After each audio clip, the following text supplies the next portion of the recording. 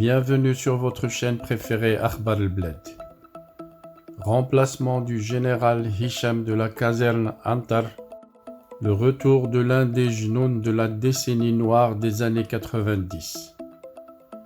Nasr al-Jinn remplace officiellement le général Hicham à la tête de la célèbre caserne Antar. Avant d'entrer dans les détails, n'oubliez pas de vous abonner à votre chaîne préférée Akhbar al-Bled, mais surtout n'oubliez pas de cliquer sur la cloche pour recevoir les notifications qui vous avisent qu'il y a du nouveau sur la chaîne. Dès que vous aurez cliqué sur la cloche, vous allez recevoir à chaque fois qu'il y a une publication nouvelle sur la chaîne, un bip qui vous avise le processus de l'acheminement de l'information vers votre téléphone. C'est la chaîne Akhbar al-Bled qui s'en charge. Bonsoir. Comme il a été révélé récemment par l'un des médias algériens, le général Hicham, le patron du centre principal des opérations CPO de la Direction générale de la sécurité intérieure DGSI, connu sous les célèbres noms de la caserne Antar, a cédé officiellement sa place à un nouvel officier supérieur qui va diriger cet emblématique centre opérationnel des services secrets algériens situé à Ben Aknoun, Alger. Le remplaçant du général Hicham est l'un des officiers les plus célèbres et le plus réputé des services secrets algériens. Il s'agit du fameux colonel Nasr al-Jinn, considéré comme l'une des figures emblématiques de la lutte contre le soi-disant terrorisme durant les années 90. Nasr al-Jinn a fait l'essentiel de sa carrière au sein de la Direction centrale de la sécurité de l'armée DCSA, l'ex-branche armée de l'ex-DRS dans la lutte militaire et sécuritaire contre les réseaux terroristes des années 90.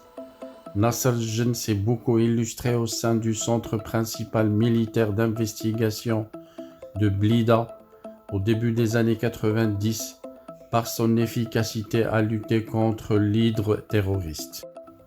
Le nouveau patron du centre Antar était en charge de plusieurs opérations d'infiltration et de démantèlement des groupes armés aussi virulents que féroces dans la Mitidja.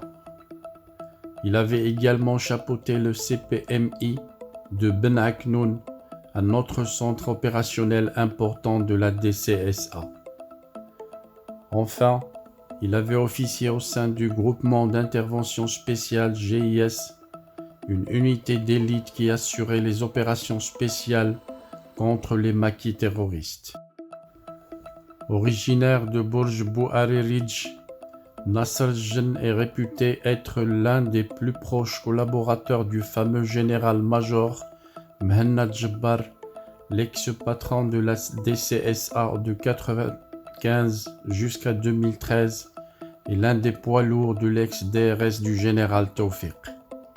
Le retour du colonel Nasr al-Jinn coïncide d'ailleurs avec la réhabilitation récente de Mehannad Jabbar, devenu patron d'une nouvelle direction de lutte contre le terrorisme. Il convient de signaler en outre que Nasr al-Jinn compte aussi de nombreux détracteurs qui lui reprochent ses dérives violentes commises lors de l'arrestation et la détention de personnes soupçonnées de terrorisme au cours des années 90.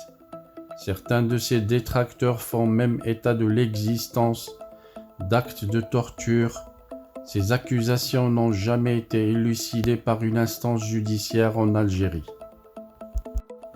La caserne Antar, à la tête de laquelle Nasr al-Jinn vient d'être nommé, est un lieu stratégique du pouvoir algérien. C'est le cœur battant du renseignement intérieur, également l'organisme chargé de mener des enquêtes d'habilitation sur tous les dirigeants de l'État algérien. C'est aussi le premier organisme sécuritaire en charge d'enquêter sur les dossiers économiques et politiques les plus sensibles du pays.